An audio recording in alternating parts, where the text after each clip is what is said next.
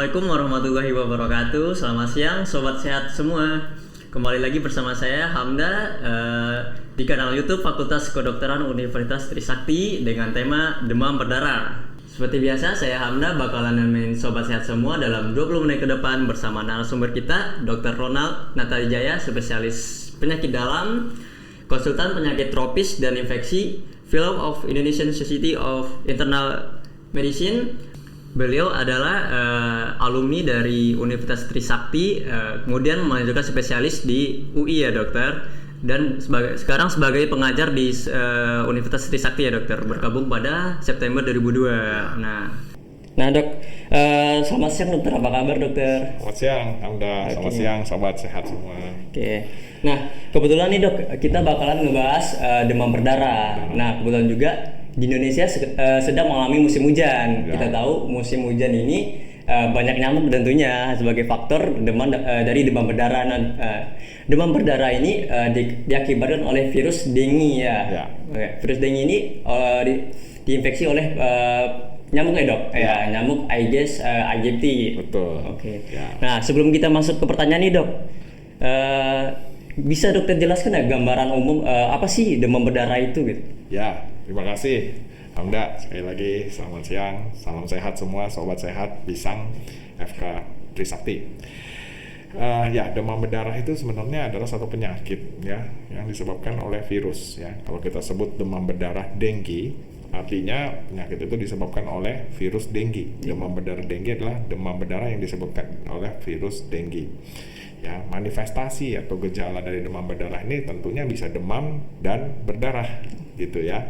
Dan demam berdarah dengue ini, virus dengue ini penyebabnya ini itu ditularkan melalui gigitan nyamuk. Nah, Indonesia adalah satu daerah yang endemis dengue.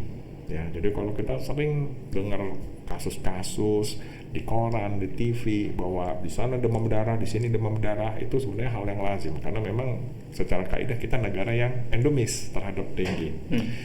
Ya, nah apa sih gejalanya ya? Demam berdarah tadi, yang demam berdarah dengue tadi itu kita ketahui ditularkan melalui gigitan gigitan nyamuk, gigitan nyamuk Aedes aegypti. Ya, gejalanya bisa apa?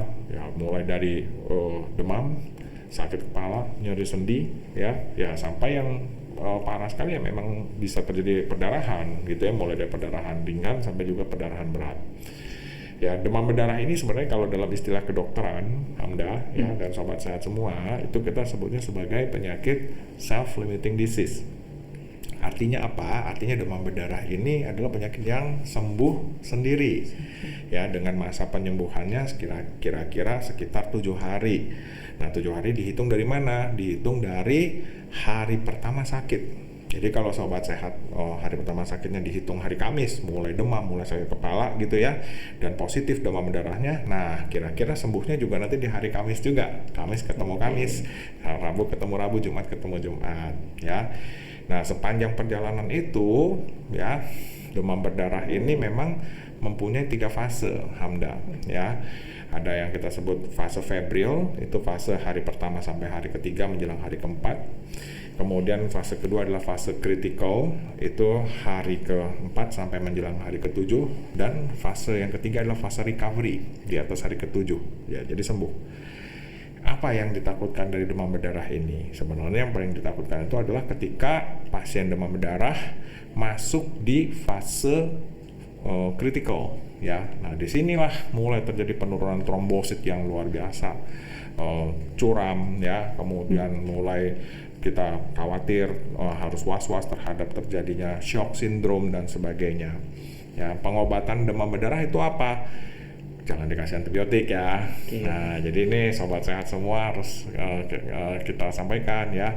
Nanti bisa disampaikan ketika sakit demam berdarah, obatnya bukan antibiotik. Demam berdarah itu self-limiting disease, sembuh dengan sendirinya. Jadi obatnya kalau di buku apa? Cuman tirabaring dan cairan. Ya, cairan yang kita berikan kalau dirawat di rumah sakit itu cairan infus biasanya. Supaya apa? Supaya ketika pasien masuk dalam kondisi fase kritikal tadi, pasiennya tidak jatuh ke dalam kondisi shock syndrome, menurunkan risiko shock syndrome. Ya, Oke, gitu. baik dokter. Itu Mudah-mudahan jelas.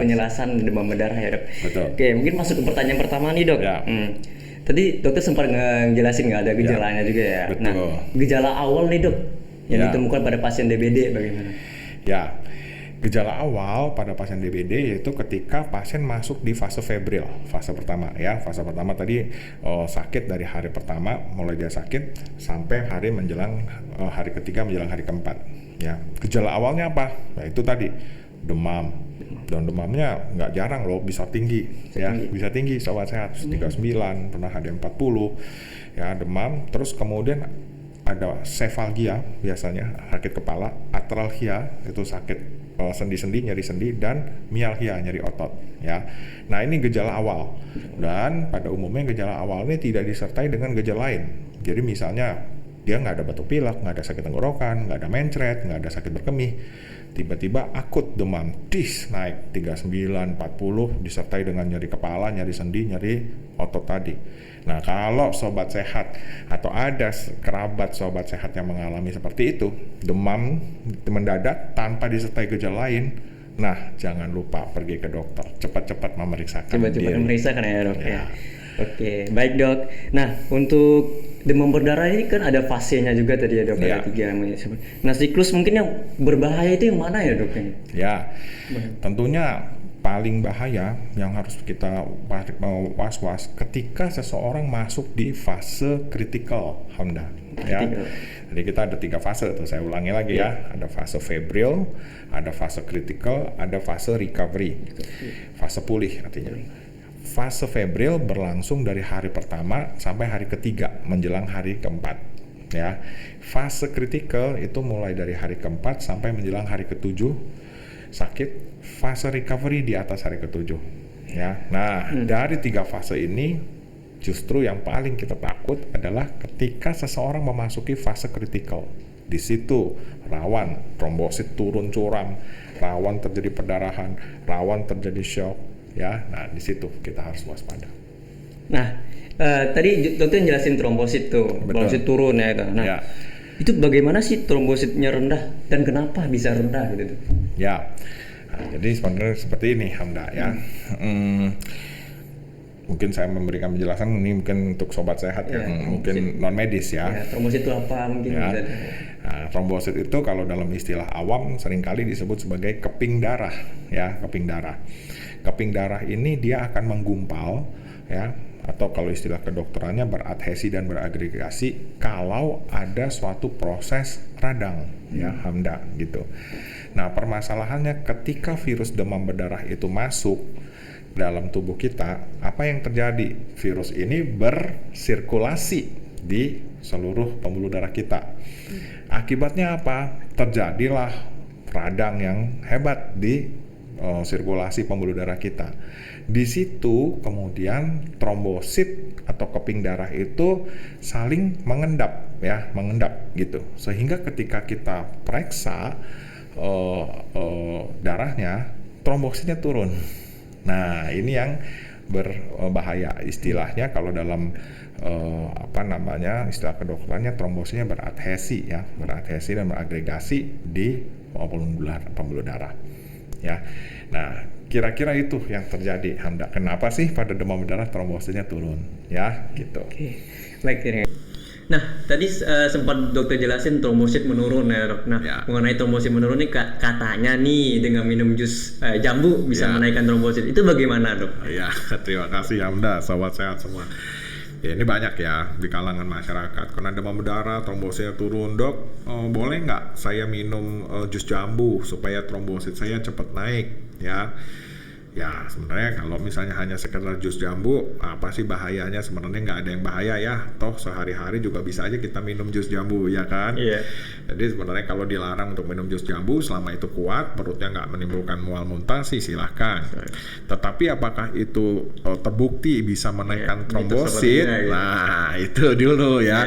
Nah, itu sampai sekarang belum terbukti sebenarnya. Ya, nah, pasien-pasien banyak yang mengkonsumsi jus jambu sampai banyak, sampai gelas-gelas ya kan, berbotol-botol, tapi ya ujung-ujungnya trombositnya pasti naik di fase recovery juga di hari ke-7 ke atas begitu. Terima kasih dokter. Mungkin pertanyaan selanjutnya ya dokter. Nah, cara mengatasi gejala demam berdarah bagaimana dokter?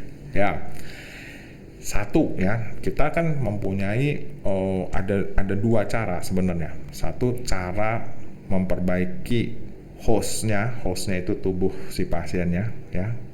Yang kedua environmentnya yang juga harus kita perbaiki. Nah, bagaimana kita mencegah demam berdarah? Memperbaiki tubuh pasien dengan apa? Meningkatkan kesehatannya, imunnya. Ya dengan cara apa? Pola hidup sehat, jangan merokok, olahraga, konsumsi vitamin sesuai anjuran, ya, pola makan yang sehat, cukup istirahat, sehingga imun badan kita tentu sehat, ya kan? Nggak serta-merta virus masuk mudah, ya. Satu itu hostnya, sehingga dengan demikian kita berharap bisa tercegah, ya. Yang kedua adalah environment-nya, lingkungannya, ya. Nah, mungkin di Fakultas Kedokteran sudah diajarin kan, di bagian ilmu kesehatan masyarakat, ya kan, menguras, mengubur, ya kan, membersihkan, jangan sampai ada air tergenang, ya. Karena apa? Karena nyamuk demam berdarah Aedes aegypti ini dia bertelur di air yang tenang, ya, bersih, air yang bersih dan tenang. Jadi jangan sampai misalnya jamban atau ada ember, ya, yang bersisi air yang jernih, ya, yang terbuka. Nah, di situ tempat bertelurnya nyamuk. Nah, ini kita harus bersihkan, harus kuras, gitu ya. Harus di benda-benda yang barang-barang bekas mungkin harus dikubur. Environment kita mesti bersih. Jadi lingkungannya dimodifikasi, harus bersih. Hostnya juga dimodifikasi dengan pola hidup sehat dan sebagainya tadi. Nah, dengan demikian mudah-mudahan ya kita bisa terhindar dari demam berdarah. Ya, nah, gitu. Tadi kan pencegahan ya dok. Ya. Nah, ketika seseorang sudah terkena nih dok, bagaimana dok? Ya, terima kasih. Ya, sobat sehat, tentu ya. Kalau sekarang ya kita ditanya nih, dok, ini saya udah positif demam berdarah nih, ya kan? Dari hasil pemeriksaan udah positif, apalagi trombositnya udah mulai turun, ya kan? Mungkin juga dia udah, apalagi di fase critical, jangan-jangan, ya kan? Terbaik, the best thing to do, tentunya ya menemui dokter, ya kan, menjumpai dokter ke rumah sakit, ya mungkin sobat sehat memerlukan perawatan di rumah sakit. Sebab begini, Hamda dan sobat sehat, ya, ketika kita kena demam berdarah, apalagi misalnya kita masuk di fase kritikal, ya, hari ke-4, 5, 6 menjelang hari ke-7, nah itu trombosit bisa turun berapa aja. Ada orang-orang yang trombositnya turun nggak terlalu drastis, ya, 160.000, 140.000, 120. Jadi steady aja, jadi dia nggak terlalu drastis turun tapi nggak terlalu curam. Tapi ada juga orang yang banyak juga orang yang trombositnya turunnya curam di fase kritikal itu, 160.000 langsung besoknya 80, 70.000 gitu ya. Nah ini yang memang agak susah di medical, karena gini sobat sehat, kalau misalnya dok saya demam darah nih, lantas sobat sehat menanyakan nih ke dokter ya, besok tuh berapa sih trombosit saya dok? Dokternya pasti nggak bisa hitung, nggak bisa kita hitung, nggak bisa kita prediksi secara matematis. Saya pun tidak bisa, dokter juga pasti nggak bisa. Nah sekarang trombosit saya nih di hari ketiga umpamanya, hari keempat ya, trombosit saya 160.000. Wah, besok hari keempat atau hari kelima nih, besok turunnya berapa ya dok? Pasti nggak ada yang bisa jawab, Hamda. Ya.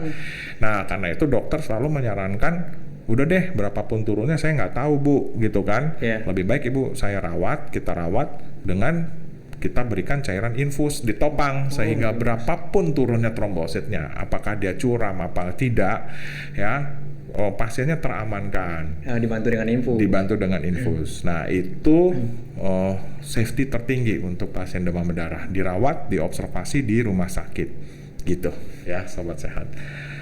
Oke, terima kasih dokter penjelasannya. Nah tadi kan masa kritis nih DBD ini, kapan masa kritisnya berakhir dok? Ya, masa kritikal DBD ya itu tadi Hamda, di fase kritikal itu berakhir menjelang hari ke-7, ya kan? Jadi tadi kan sekali lagi tuh sobat sehat semua, fase febrile hari pertama sampai hari ketiga jelang hari keempat, fase kritikal hari keempat sampai menjelang hari ke-7. Setelah jelang hari ke-7 ke atas, Nah, masuk fase pulih atau fase recovery. Disitulah fase kritisnya berakhir. Demamnya mulai rilis, mulai turun, trombositnya mulai naik lagi, ya kan? Gejala-gejala, simptom-simptom yang lain, nyeri-nyeri semua mulai hilang, ya. Dan biasanya appetite ya, nafsu makannya itu mulai kembali. Nah, gitu. Lanjut nih dok. Ya. Kan setelah masuk fase recovery ini, Ya. itu demam berdarah bisa kembali kambuh atau gimana dok? Ya, terima kasih Hamda. Jadi gini, kalau dalam istilah infeksi ya, itu umumnya berbeda. Misalnya tentang penyakit hipertiroid gitu ya. Itu ada istilah-istilah mungkin kambuh ya. Ya, kambuh. Gitu. Tapi kalau pada penyakit infeksi umumnya dia terjadi infeksi ulang. Jadi istilahnya bukan kambuh gitu. Kecuali memang misalnya ada relapse pada malaria ya. Pada malaria itu ada relapse, istilah relapse itu karena adanya hipnosoid gitu kan. Ada fase hipnosoid yang tidak terobati. Jadi dia sembunyi di dalam badan kita gitu ya. Pada suatu hari dia relapse, muncul gejalanya. Tapi kalau pada demam berdarah atau mungkin penyakit-penyakit infeksi umumnya seperti influenza ya, COVID ya, yang baru-baru ini COVID ya dok. Berlalu untuk udah lewat ya pandeminya, semoga sobat sehat terus semua. Itu nggak ada misalnya, virusnya atau virus dengue-nya atau apa itu dia tinggal di dalam badan kita kemudian kambuh, nggak ada. Sembuh selesai. Kecuali kalau kita ini sobat sehat. Ya ada kecualinya. Kecuali kalau kita terinfeksi kembali. Ya, kalau dalam rangka demam berdarah dengue ya tergigit nyamuk kembali, masuk kembali virusnya, ya akan muncul lagi gejalanya gitu. Baik dokter, nah mungkin tips nih, tips buat sobat sehat semua nih, langkah mudahnya buat mengatasi DBD atau pencegahannya nih dok. Ya. Langkah yang paling mudah sebenarnya ini buat sobat sehat semua ya. Baik dulu yang pernah mengalami demam berdarah ataupun yang tidak. Nah, nomor satu itu Hamda, kendalikan diri kita ya. Kadang-kadang kita environment lingkungan susah nih, ya kan? Kita udah buang air menggenang, udah kita buang, udah kita kuras dan sebagainya. Tetangga ya udah biasa ya. Kan? Ternyata masih cuek-cuek ya kan? Ya udahlah, kalau misalnya memang itu tidak bisa dilakukan, hal yang termudah dilakukan adalah menjaga diri. Kembali lagi, sebenarnya seperti nasihat umum medis secara umum ya kan, pola hidup yang sehat, pola makan yang betul, pola istirahat yang baik, olahraga, konsumsi vitamin sesuai anjuran ya. Dan jangan lupa kita hidup tidak boleh stres, ya kan? Mens sana in corpore sano. Apa itu dok? Dalam tubuh yang sehat terdapat jiwa yang sehat, ya. Jadi tubuh dan jiwa itu satu kesatuan, ya. Nah, jadi hidup nggak boleh stres, pola hidup sehat. Nah, mudah-mudahan dengan itu sobat sehat semua lebih terhindar dari berbagai macam penyakit infeksi, termasuk demam berdarah. Oke, nah baik sobat sehat, demikian penjelasan dari Dr. Ronald tadi. Semoga dapat memberikan informasi dan manfaat bagi sobat sehat semua. Nah, kesimpulannya pada demam berdarah ini, demam berdarah disebabkan oleh virus dengue, sembuh pada hari ke-7 ya dok, hari ke-7 dan memiliki 3 fase. Nah, intinya pencegahannya itu dari diri kita sendiri dan lingkungan tentunya. Nah, ketika merasa demam, segera periksa ke dokter tentunya. Nah, akhir kata terima kasih kepada Dr. Ronald. Semoga dengan bincang-bincang ini memberikan informasi kepada sobat sehat semua tentang demam berdarah. Untuk menutup bincang siang hari ini dok, saya ada pantun terlebih dahulu nih. Nah, jalan-jalan ke Bukit Gede, bawa roti letak di koper. Nah, kalau terkena penyakit DBD, segeralah periksa ke dokter. Nah, terima kasih, salam sehat.